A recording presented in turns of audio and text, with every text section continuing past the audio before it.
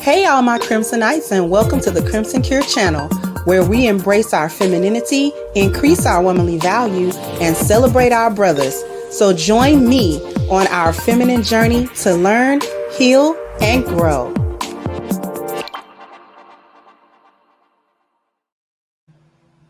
Hey there, my Crimsonites, and welcome to the Crimson Cure channel. I'm your hostess, femininity coach, and author of the Crimson Cure, and this is my perspective. So I've done a video on this lady before, but I ran up on another video, and I don't know if this particular video is older. This clip is older than the clip I reviewed before. I don't know. But I thought that this was interesting because I want you to listen to her talk herself into divorce. Just listen to her. I just want you to take a moment to listen to her work this out in her head. She's talking to the camera, but she ain't really talking to the world. She's trying to find the justification for what she's doing or about to do. Here we go. Why I don't want to be married anymore is because the way that I've been able to make my 17-year marriage work all of these years is by compromising myself, compromising what I think, compromising about what I value, compromise what I want, compromise the type of relationship that I want to have. Everything has been a compromise, but the compromise has been on my part, me adjusting, changing, doing things differently to please my partner and to make the family as a whole work. And I just know that it's just not the right thing to do anymore. But on the other hand, it's really scary thinking that I'm going to be 52 years old out there living by myself with my kids, trying to make it in this economy. I don't have an education. I never went to school. I didn't have a career or anything like that. There was no plan B. This was always the plan, be married, stay married, raise a family, and just stay together and make it work to the end. I'm taking a huge risk. And sometimes I question whether it's the right thing to do. But I know the reason why I'm questioning is because I'm so used to compromising myself. I'm so used to putting myself last. I'm so used to just making myself disappear so I can be in these roles, wife, mother, whatever, and somehow hopefully make other people happy. And that'll be my life. But that's not the right way to live. I want to find a different way of living. The main reason why I don't want to be married anymore is because the way that What you just heard was a woman that doesn't like being a woman. She doesn't like the role that the Most High gave women in general. When he assigned Hawa alayhi salam to Adam alayhi salam, that was her assignment. Overarchingly, her assignment was to be a helpmeet to him and to support his righteous goals and his righteous like design and purpose. And so as long as as in men in general, is doing what the Most High want him to do, the wife that he chooses and that agrees to be in his life is obliged to help him. As long as he's on the right path, she's obliged to help him remain there and help him and support him in that. Okay? What you're hearing is a woman that don't like that. And this is why it's so important. I want to tell women why it is so insanely important to align values with your potential husband. Do not get into covenant with a man that you cannot support. It is imperative. It is of the utmost importance for a lioness, because we are in the position of submitting, which means ultimately In all the important ways, you are putting your life, your very life, your spiritual self, your physical life, your mental health, your everything, your sexual health, all of that into the hands of one man. And it is his responsibility to carry that with honor and with grace and with righteousness. In so many ways, you become that man. You become him. You become him. When the Bible talks about the two becoming one flesh, that is the process of marriage. That's actually the alchemy of marriage. The absorption of you into him. We're derived from them and we go back to them. There is a measure, not 100%, but there is a measure of blending with him and losing some of your identity. That is the truth. You're going to lose a sense of your identity to a certain degree. Now, that doesn't mean that you don't have autonomy or that you're not going to have your own ideas or your own brain.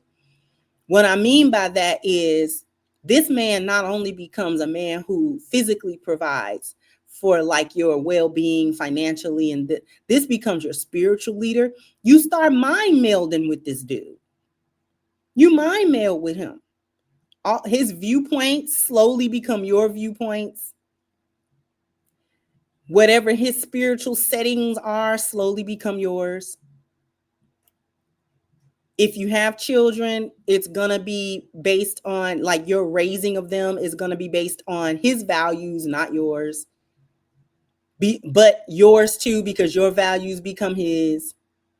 And if you can't align with this man and that process starts happening, you're going to be miserable because you'll be turning into a person that you don't like and that you don't recognize and that you don't agree with.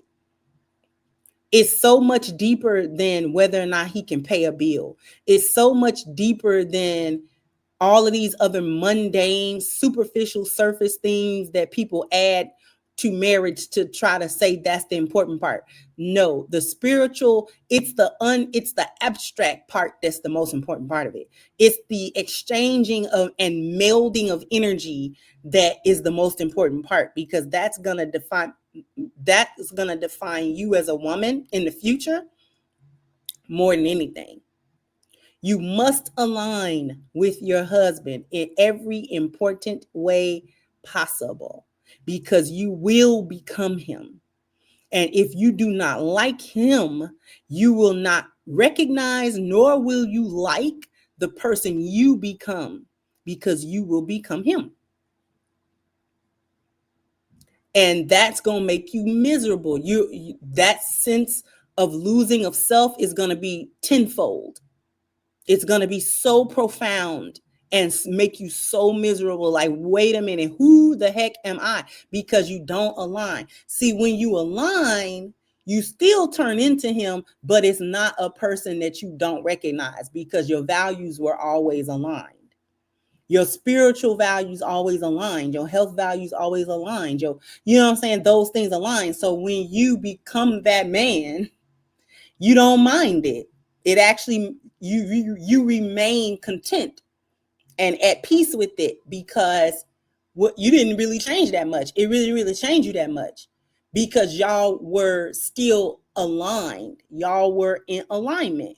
That is what it means to be spiritually yoked, to be equally yoked. You have to be equally yoked with your husband. You must be, because if that yoke is not the same size, it don't pull the same on both sides and all that kind of stuff, it will break. The marriage will break. The covenant will break. All of that stuff will break. You will be miserable. You'll be miserable.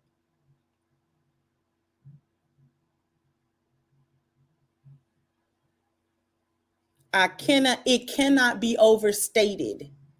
I actually can't stress it enough. This is why the vetting process is so incredibly important.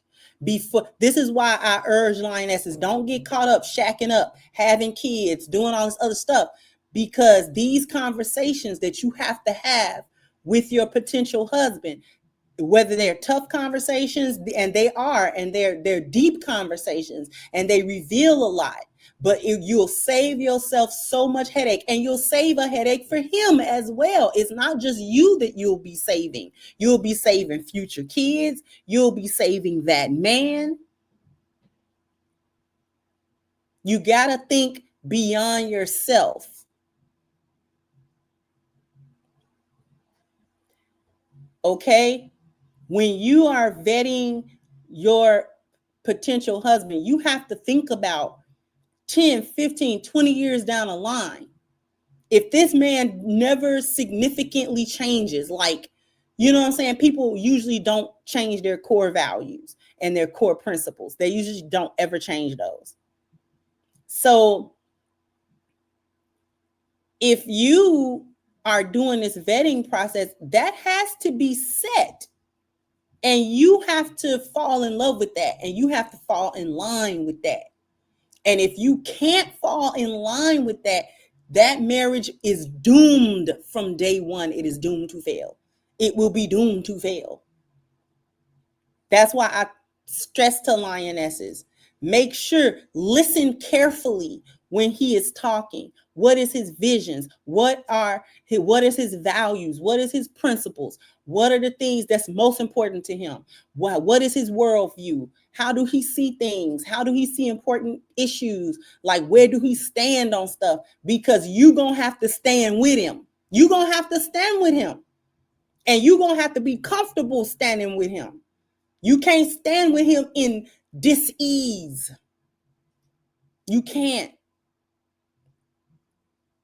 It's going to break you or him or both of you.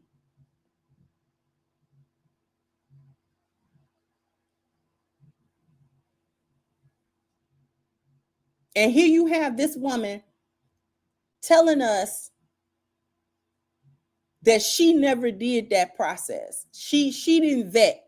She did not care. Whenever that 17 years ago, on whatever basis and premise she got married to, whatever her intent was, becoming that man's wife, when the marriage became the marriage, when that metamorphosis happened over the course of them years, when she turned into that man, because she's that man now. 17 years later, she's him. She's him.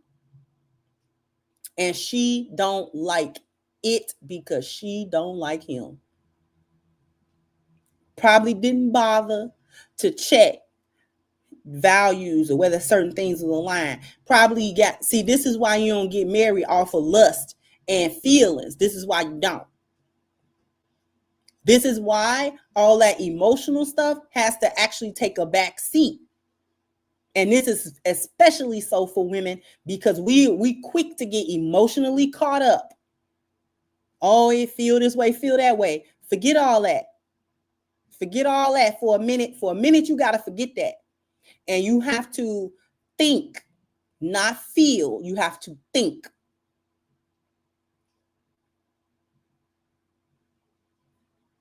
Can I become him for the rest of my life? That's what you got to think about. For the rest of my life, I got to clone this man. I'm going to have his children. And I'm going to become him in so many subtle and overt ways. And I got to be good with that. If you're not good with that, do not waste that man's time. Do not do that. Let that man go so he can find a woman that can. You got to pass up sometimes, men, and they don't be bad men. It's just that I know I can't be your helpmate. I'm not your helpmate. I can't become you. We're misaligned in too many important places, and it's never going to really work. and me being cool and you being cool, that's only gonna ride for a little while. Once that die down, if there's not gonna be a solid foundation, and anything that don't have solid foundations is bound to fail and break.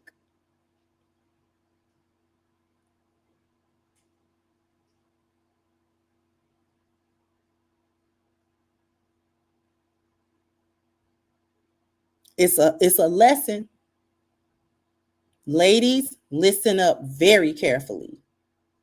It's a lesson. You have to, if you're a lioness 10 on being married, it is so important to have meaningful conversations with this man to make sure that you are aligned.